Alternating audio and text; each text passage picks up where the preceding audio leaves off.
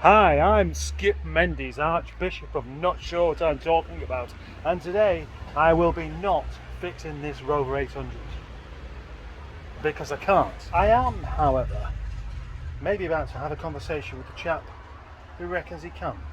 In actual fact, there's been a few rather interesting insights into this car with the mobilisers. Yes, it's such a common problem, you see. What are the choices? Well, taking the ECU off, having it sent off to have the immobiliser written out, then it should work.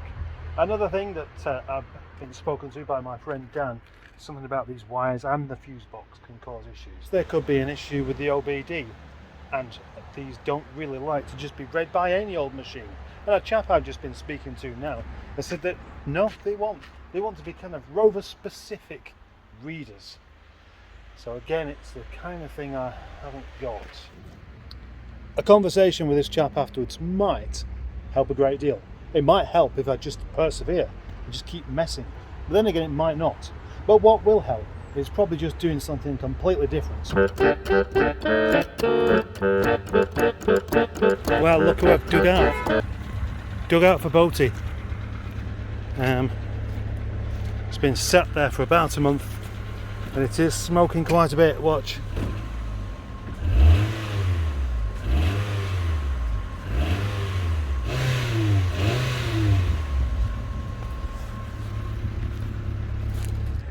That seemed like a bit more smoke than normal. So maybe I'll check the oil. Make sure it just hasn't burnt it all away. There's still loads on there.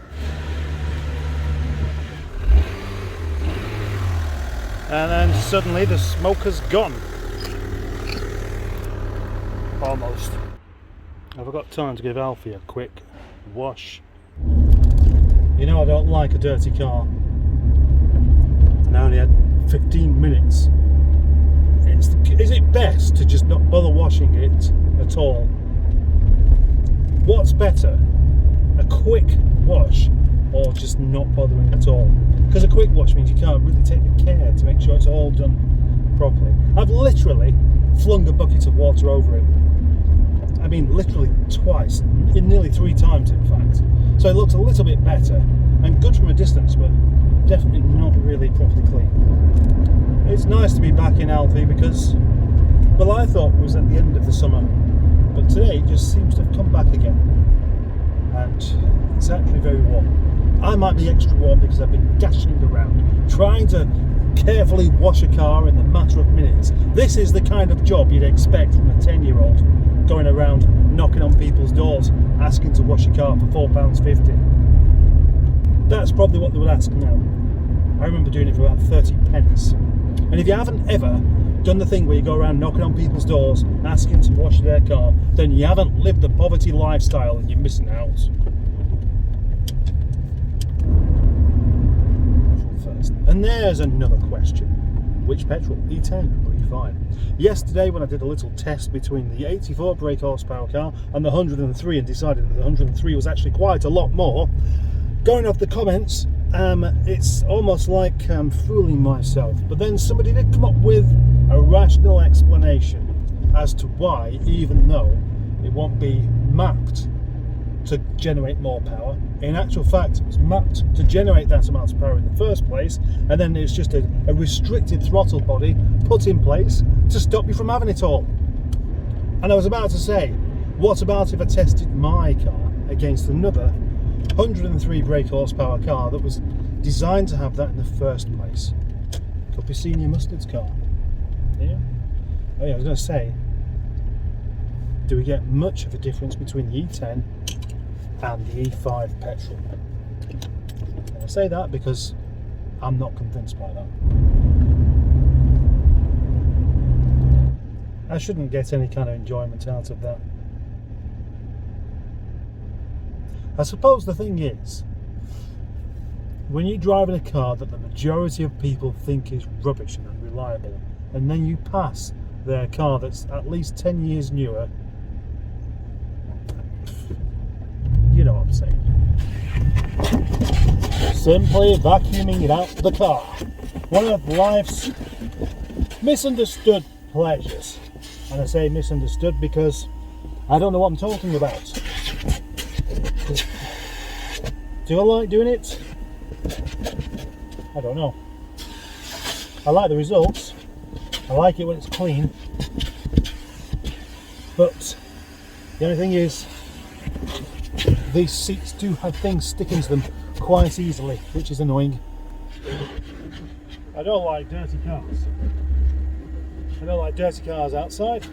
I don't like dirty cars inside.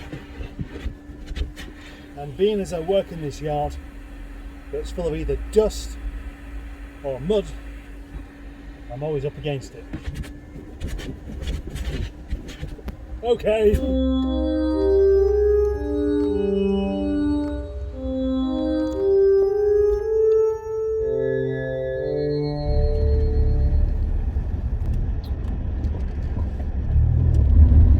How far can I drive before that green microfiber cloth on the dashboard starts to become a problem? What a superb topic of conversation, because I know that for some people, the moment they saw that, it would be, oh, remove that from the dashboard. It's in the way and it's reflecting onto the windscreen, and as you can see, you can probably see it even reflecting onto my face right now as I talk about it being in the way. How about that? Even worse, eh? Even more annoying.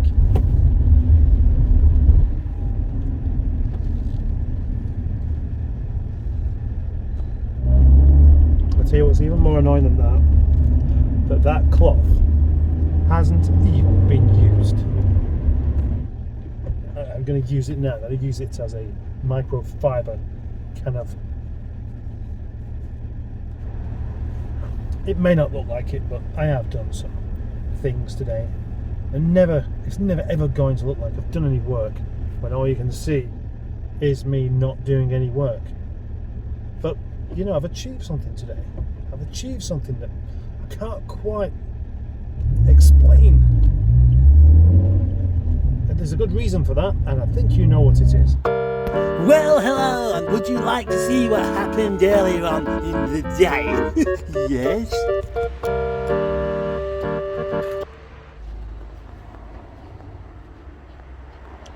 Well, it most definitely seems today that I'm going to have to be more messing around with this door and less messing around with cars, because I'm struggling to get the thing open in the morning, and at some point I won't be able to get it open at all. Weirdest thing there, I've struggled to get into my lockup, and the first thing I started to do was to try and mend this, even before having a cup of tea. That's rather mysterious. Well, that decision was rather judicious of me, because I've fixed it already. There is something else that's been bugging me that I need to fix. This may surprise you.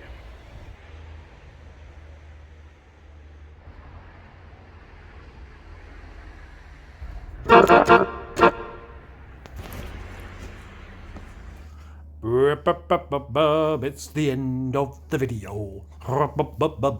It's come to an end. Switch it off. Switch the Jeffin thing off. Ooh! Switch it off. It's the end of the video. Switch it off. Now.